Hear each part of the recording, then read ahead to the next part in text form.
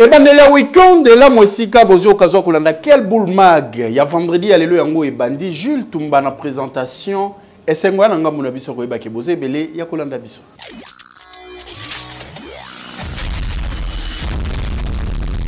Tofongola quel boule mag. Ya mokola lelo pona ko bisabino que na souci toujours ya repé éclairage na o etali accord de paix signé na Washington entre République démocratique du Congo na Rwanda. Ministre des Affaires étrangères, il y a RDC, Madame Thérèse Kaikwamba Wagner, Azalaki, na briefing de presse animé par Patrick Mouya, ministre de la Communication et Médias, devant les professionnels à médias. Ministre, il y a Makambotali diplomatie à brosser la question, nous sommes qui posé à.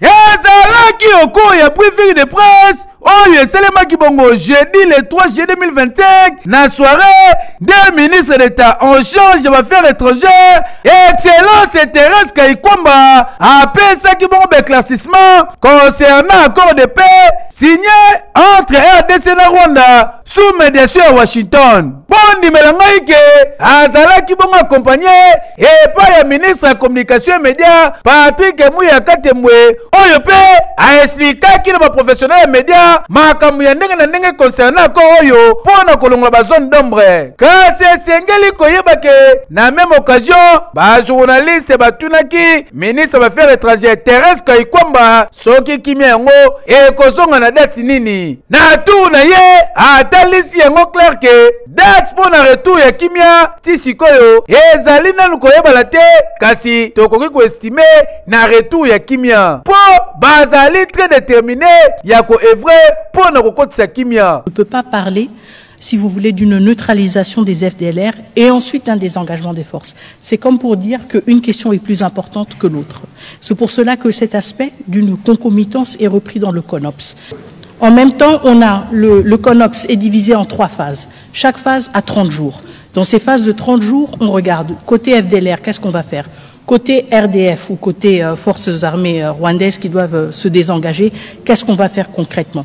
Et là, maintenant, nos experts militaires et des renseignements se sont assis pour dire, bon, si on est dans une première phase, quelles sont les choses qu'on devra faire? D'abord, identifier des deux côtés, quel est l'effectif, quel est le point de départ. Ensuite, engager, par exemple, du côté des FDLR, des sensibilisations pour dire, ceux qui veulent, s'il vous plaît, rentrez chez vous, ça va nous faciliter la tâche. Je n'ai pas la réponse à quand est-ce qu'on peut estimer le retour de la paix.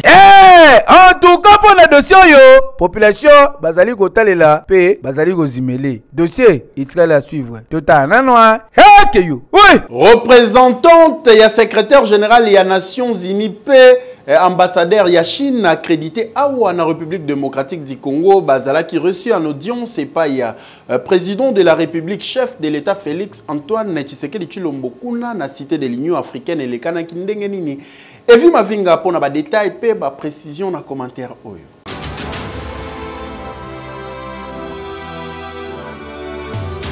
Jeudi 3 juillet 2025, journée très chargée pour Namokonzamboka, son excellence Félix Antoine Tshisekedi Tshilombo. Oyo accordé qui ba audience na ba différentes personnalités na cité de l'Union africaine à wana Kinshasa. Ayamba kinanu ambassadeur extraordinaire pe plénipotentiaire ya République populaire de la Chine à wana RDC. Monsieur Zaobin oyo basololaki sur ba différents projets à coopération oyo zali en cours.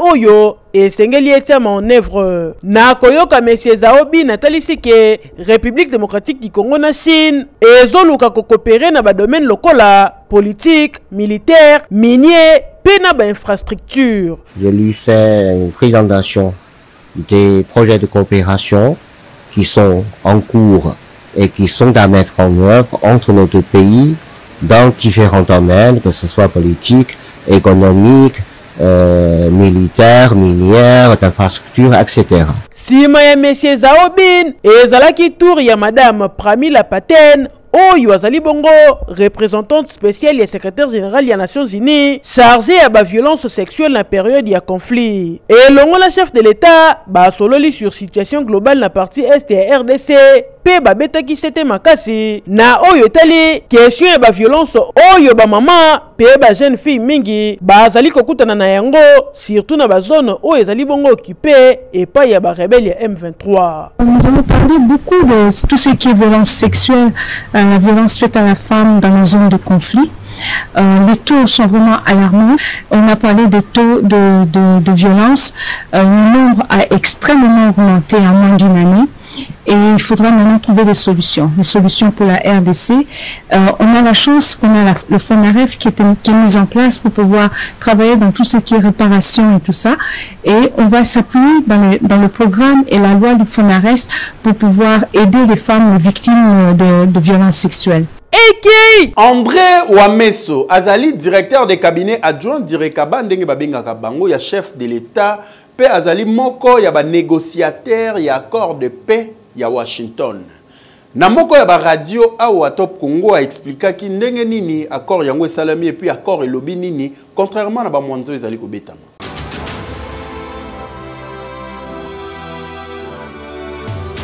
Le président de la République a dit accord économique, oui, mais on commence par un accord de paix. Il n'y a aucun accord économique à ce jour qui n'est signé ni avec les Américains, ni avec les Rwandais. Alors, on parle de quel bradage? Donc, il fallait, ce que le président a voulu, c'était d'abord avoir cet accord de paix. Nous sommes en discussion avec les États-Unis. Et non, on va être maintenant factuel. Par rapport au Rwanda, c'est l'article 6 de cet accord, cadre d'intégration économique régionale. Qu'est-ce qui est écrit? Les parties conviennent de lancer dans les 3 mois suivant l'entrée en vigueur du présent accord le cadre d'intégration économique régionale en plusieurs étapes qui sera défini dans un accord distinct intitulé cadre d'intégration économique régionale et qui s'appuie sur la ZLECAf, CIRGL, voilà. CO et CAE et EAC. Mais ça n'est pas fait. On a d'abord obtenu cet accord de paix et c'est en fonction de l'application de cet accord de paix sur le terrain qu'on va définir quels seront les accords économiques qui vont être conclus avec le Rwanda. Alors, puisque vous êtes... Et je ne comprends... non, oui. Justement, je ne comprends pas la position de certains de responsables politiques congolais, d'intellectuels congolais, par rapport à cette question. Côté Nabango ya Rwanda, on dirait problème ils ont dérangé Bango ya ba FDLR.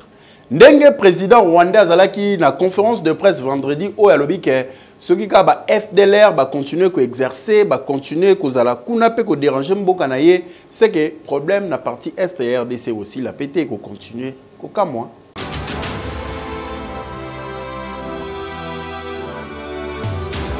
Aussitôt signé accord de paix entre République démocratique du Congo et Rwanda. Kuna na Washington, président rwandais Paul Kagame a réapparaître vendredi 4 juillet oyo na conférence de presse oyo organisé kuna na Kigali na mboka na Rwanda. Awa esika Kagame atalisike ndenge problème ya ba force démocratique de libération du Rwanda FDLR na mukuse et lobami na kati accord te c'est que problème na Est et RDC et qu'on continue toujours coexister qu'aucun mois. Na conférence de presse na ye oyo, atalisi ke batu misusu bazali na logique ya ko signer bakor sans ko respecter bangagement na bango, mais awa atikali kotanga gouvernement ya Kinshasa te akei plus loin ko expliquer ndenge nini président de la République ya RDC a accédé na pouvoir selon ye. Ya kokamwa ezali ke tango président Rwanda azali koloba boye accord et c'est déjà ba disposition nyonso na o etali désarmement inconditionnel ya ba groupes armés non étatiques. Awe sali boye dossier oyo etikali à suivre entre RDC na Rwanda, surtout kuna na partie est et RDC. Tozo talela, tozo zimele. Keyo, oui. Opération Dobo relancée à nouveau pour na retraquer Bakuluna o ezali bongo likanisito pe idée ya commissaire provincial ya la police ya ville province à Kinshasa oyo asala ki yango pa lobele ki yango na parade moko ezala ki organisé ba détail na reportage signé Hélène Akendi.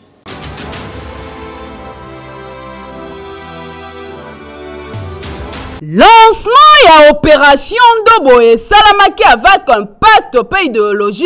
Et pays à commissaire divisionnaire Israël Kantu Bankulu. Oyo azali bongo commandant ya la police ya ville province ya Kinshasa. Et sengeli koyeba ke parade munene oyo ezalaki tenu na stade de martyr mokolo ya mercredi de juillet oyo mokonzi ya ville apesaki ba instruction na ba troupe na ye nyonso pona ko renforcer deuxième opération oyo ezalaki bongo lancé mokolo ya le 16 juillet. Après 2 semaines, commandant ya la police ya ville province à Kinshasa a kitaki lisusu pona ko réarmer moral ya ba officier nyonso ya la police pe pona koyeba ko traquer ba kuluna ba braqueur ba voleur mais armé na ba civique nyonso oyo bazotungisa population. Après wana commandant ya ville akitaki na district ya Tsangu pona kosolola na ba commandant ya la police nde ba présenter ye 270 kuluna na cadre kaka ya opération Ndobo oyo batie maboko bango ye yo bomoni awa.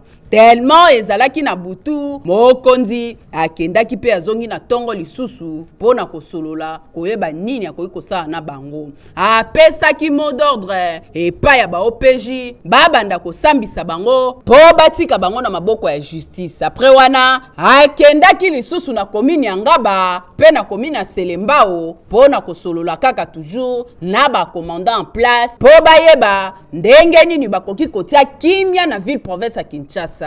Oya le biaza inosa tokoyeba. Oya le bika zana kata makambo biso tokoyeba. Asi bato tokanga oya makambo oyo bazaka basiba komi awa 1000 esprits. Général 10 fois. Sans effet. Brado bokomi komi na nzoto yebi. Ba policier be ba yebi bino. Bonso kanga 2 fois 3 fois zaliawa. Awa kana kata pongo kanga 2 fois 3 fois. Bozaliawa. Omune longia sika. Makambo ya kala. Ina chani. Ilongia sikana changu memutakala ya changu. Dona ibido tu. Boyende zalaka. Mokonzi zalaka boye. Ba place faillite ezali. Il faut kotambola. Kotala. Pe koluka solution. To bandiete. Lokola yemoko. Mokonzi ya ville. Le général Israël Kantu. Kimia ekozonga na ville province ya Kinshasa. Kulune ekosila. Braquage ekosila. Boyende zalaka. Église Kimbanguiste, boyebi yango très bien que ekabwana ekomami balé yangambo na ngambo mususu wana boyebi mais bandeko mususu bayeki kosenga pardon et pas chef spirituel église Kimbanguiste ezali bongo papa Simon Kimbangu kiangani boyebi ke alimbisi ba misusu mais pona ba misusu aboyi ko limbisa ba détail na reportage oyo.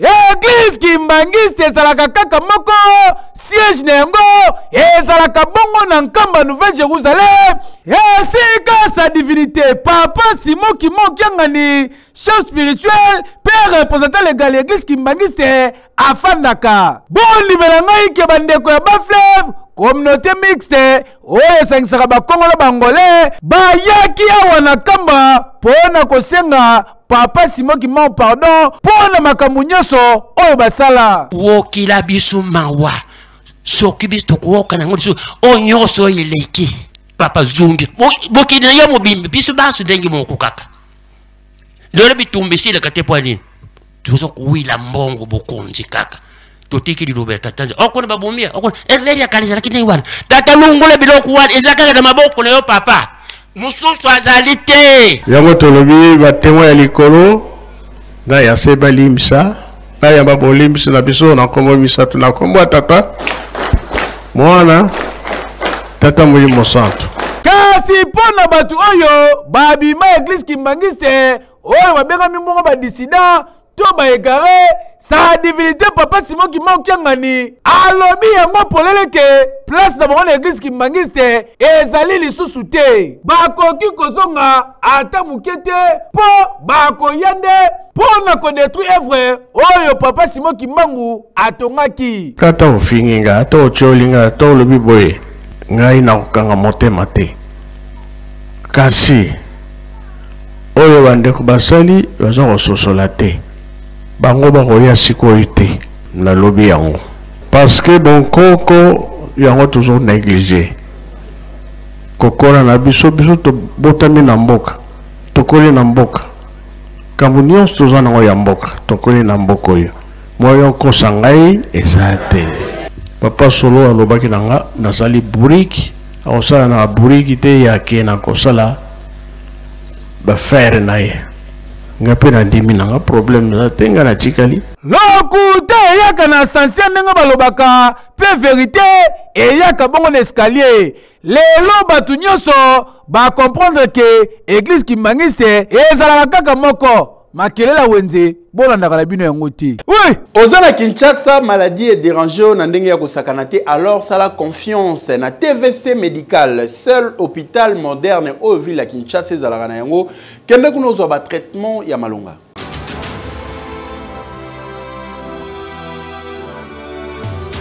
Après avoir kokende mikili ya poto kotanga kozwa mayele nde bayaka bongo na République démocratique du Congo ko investir na domaine ya santé. Bango banani ezali bongo couple tatete ya Dr Benjamin Tatete na Mama Violette Tatete. Bacha na disposition ba congolais hôpital moderne o ezali correspondre na ba norme internationale awa na RDC. TVC médical oyo esilisa kisakata kiduka pe kisema ya kokendaka kosala mulongo kokenda kozwa soin o na Suisse o na Inde o soki wapi po nyoso deje ezali ba service nyoso ezali bongo organisé na TVC médical e bongo côté ba pareil yi wana kututika na yo ba pareil ya qualité supérieure e bongo côté ya ba personnel kuna kututika na yo hautement qualifié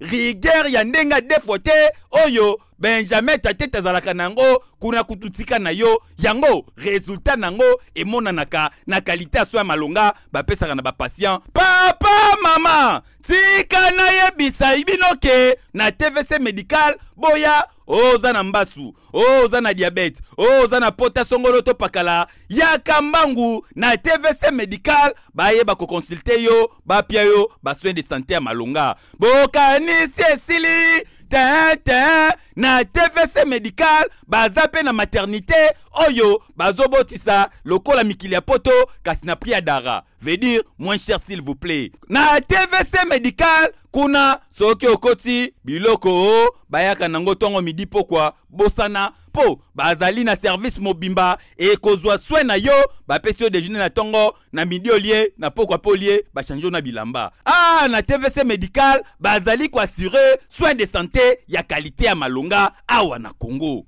Okay. Parfois, beaucoup de bango na ba terrasse, place au vandi ozo melamo eloko, ba jeune batambolaka souvent na ba biloko ebele ndenge na ndenge samoussa, boulette, brochette na kata bol mo bazo teka, mais tokutana kina moko ya ba maman oyo asungaka ba jeune po ba kota na cop batambusa biloko wana ezali mama Mimi Mulongo. Et ça la maka ndenge nini, mama expliquer ndenge nini cop ango elekanaka.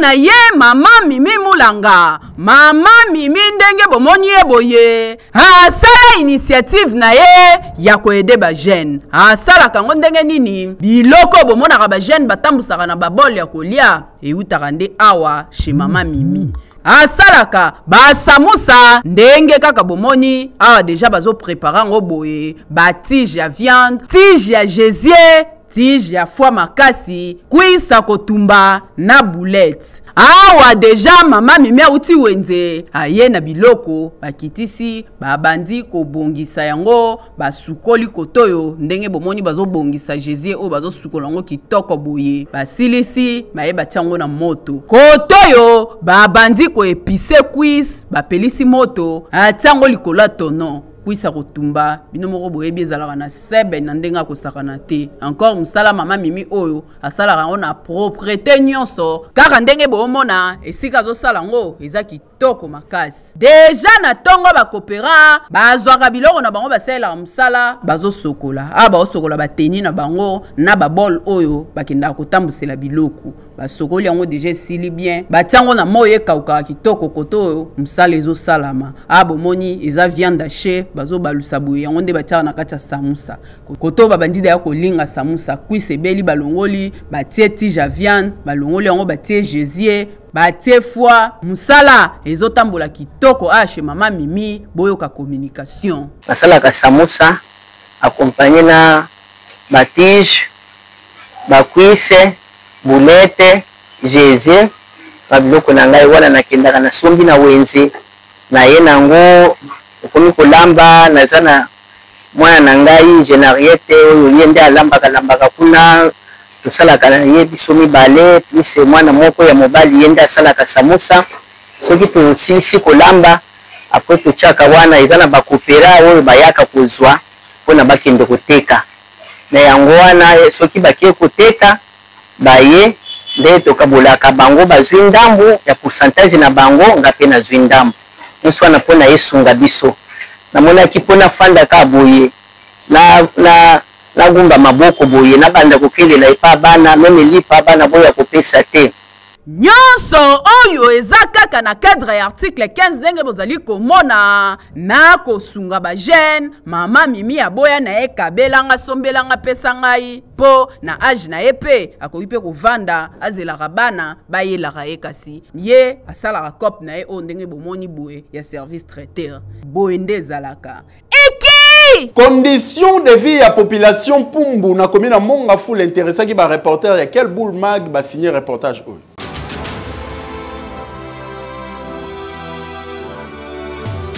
Babito ya cité Pumbu Matadi Mayo na commune Mongafula ba koma ya kolela lela po bazo vivre neti na village nzoka bazana kati ya Kinshasa la capitale kokamwa kaka ningo moni quartier na bango erosion esalande suka na sandroma kotoyo emema bandaku ndambo tikala kaka obozali komona quartier très enclavé na ninga kosakana te ata na moi yo moko tala suspect zalaka awa batu bazoleka mingi te na ba avenue yango pe mikie kaka ningo zali komona oyo soki bazali kolanda mutu bakokanga ye facilement ba avenue mususu ekoma ekokangama po bapoto ya courant na bakable ekoya ekoma koconstituer danger makasi mai population salelaka kaka ya source bozali komona ezobima na ya matiti yango le population melaka yango basokolaka yango basalelaka misala nyonso ya ndaku po na kosomba mwa savon to pe nguba na tongo bayaka mingi na boutique oyo yango nde la seule boutique tokuti na environ awa kokamwa kasi na cité Pumbu koto na se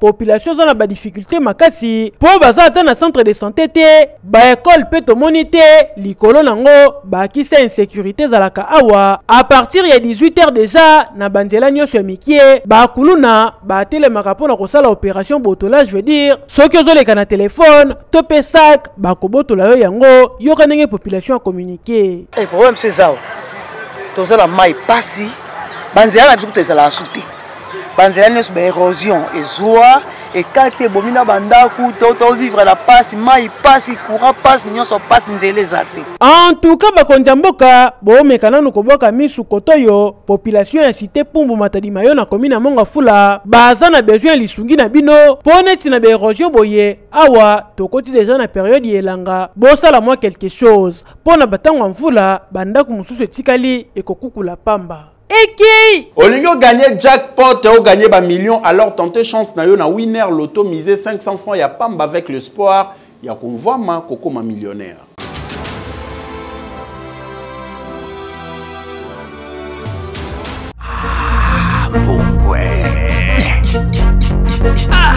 Papa, batala libanda te beaucoup na kati. Merci. Oui papa, bolingi bosomba? Te maman, 12 ans de balève. On ne sait jamais. Oh combien? 40 000 dollars. Ibunguana. 165 000 mais déjà basombi. Ah mbungwe. Hey! C'est la vie. Il y a beaucoup de gagnants. Certains sont parmi vous. Winner Loto a déjà commencé. Au sommet déjà ticket d'ailleurs, 500 francs seulement par livre. Gagnez 5 numéros pour les jackpots à partir de 100 millions de francs congolais. Et pour la première fois en RDC, gagnez 7 numéros plus un super numéro pour les super jackpots de 1 milliard de Les prix commencent à partir des 2 numéros gagnés. Jackpot et progrès. À jouer sur tous nos points de vente et mobiles en composant étoile 404 dièse disponible sur M-Pesa et RTL Money. Population ya Boadi na commune Ngaliema bazali très menacée na ba érosion où ils ont continué kolia quartier kolia bavni surtout banda kuna bango côté kuna.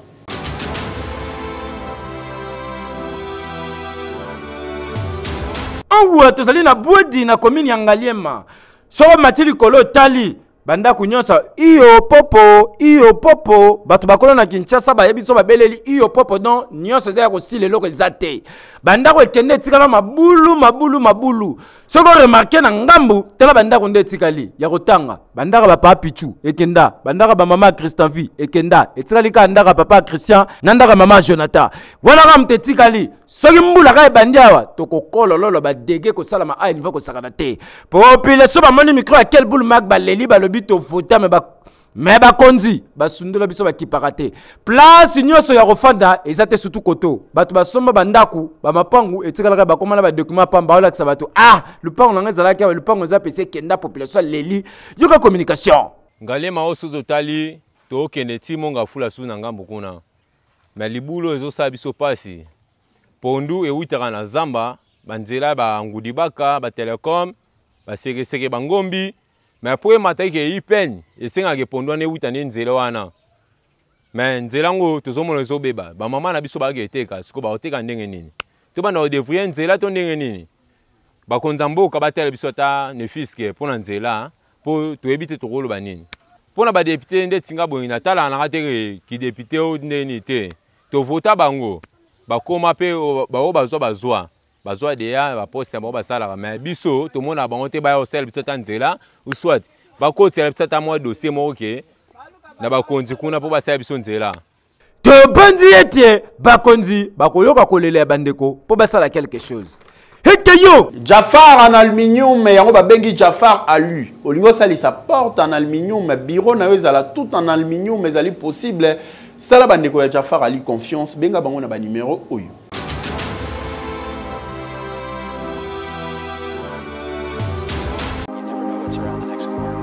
Bana Kinshasa et bongo bana ya poto lelo ya kosamba te bondi melanga États-Unis d'Amérique kitia wana Kinshasa wana Jafar alu c'est-à-dire Jafar en aluminium bazali bongo spécialisé na menuiserie en aluminium jope motozali na posa ya ndako na yeza na kitoko yo wapi lokolo lulaka bandako ya ba américain to pe ba nigérien yo pozali patron ya ba entreprise ozali na posa ba bureau na elata ba lele ya sika ezala bien équipé yaka na Jafar alu ya kosamba te fabrication ya ba porte et bongo ba fenêtre et bongo ba garde-fou na ba bain vitré ya kosamba te ndenge bomona ba meuble cuisine c'est-à-dire ba cuisine moderne local États-Unis d'Amérique awana Jafar alu bazali ko bete yango dada ya kosamba te po na mbongo ya mukie bato baluli ndako na yo nyonso bazali ko salela yango mur rideau na cloisonnement bureau nyonso awana Jafar ali mo salezo kende kitoko yo wapi bana Congo bana poto États-Unis et kiti na kati ya Kinshasa lelo na eko présenter bino Jafar alu tozo fabriquer biloko nyonso en aluminium pona banda kuna bino na ba bureau tel que ba porte ba fenêtre ba garde-fou ba mur rideau ba meuble à cuisine na cloisonnement ya ba bureau pona ko pe sa valeur pe beauté ya banda kuna bino bosalela aluminium ya qualité na lobi bien aluminium ya qualité na Jafar alu. Tena ka kandengo moni dépôt na atelier zali bien équipé. Tunanga nini opesi kaka mbongo na yo kaka na mbongo wana transport ya matériel eza na kati. Ba ye nango ti na kati ya chantier waso. Okani Cécilie tete ba bandi pe ko poser tala elonga yenga ye. O tuninga adresse zali place ko bunga te ezomi na avenue Saint-Christophe numéro 1439 référence OV2 tozabongo na commune ya Limete Funa. Tolo balisusu nini jaboye biso nyonso toweli na Jafar Ali pour que banda kuna biso ezala bien équipé. Hekeyo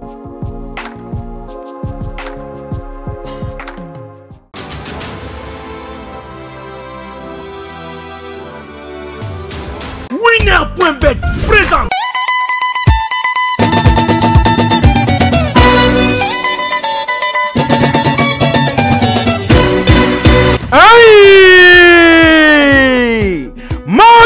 Totelema na Kinshasa bandi melanga mokolo le 17 août 2025. Awanesba ya ma campagne. Rendez-vous pour na bakinoise, pe bakinois. Bana ya poto, diaspora bandi melangai, moment ya vacances yangoyo le 17 août 2025 awanesba ya ma campagne. Ba tantino yo ba bwakama, ba garçon ya play, ba vrai Joe, ba tantina lèvre nord. Bandi melangake après non ya quel boule mag 2 ans les lotos ali kolobaboye 5 ans ça se fête avec le roi de la forêt Igwe après avoir kobuka pe koningisa arena Grand Paris. Bandi melangai rendez-vous pour na bana nyoso mokolo le 17 août 2025. Jomo tolula ambiance hollywoodienne tena ambiance ya États-Unis d'Amérique kokita awa na ma campagne.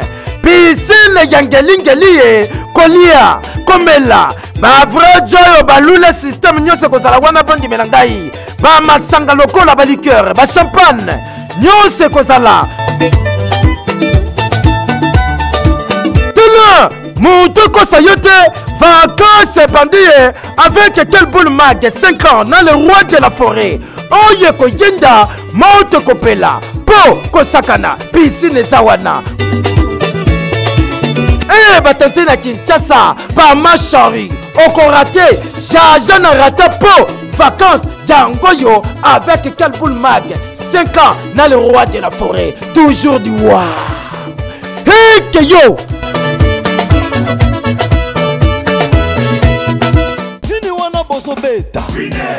Maman Honorine Lelou. Depuis Londres, à l'Obia la plaisir. Na moko ya membre ya famille à l'occasion anniversaire de naissance naye Aleka awana quel boule mag surtout à célébrer anniversaire naye kitoko yo wapi ezali bongo ndeko Pamela Abonzanga. To souhaiter yo joyeux anniversaire de la part ya maman Honorine depuis Londres balobi que du bien que du bonheur na yo ndeko Pamela Abonzanga to tombeli nyonso ya malamu. Joyeux anniversaire.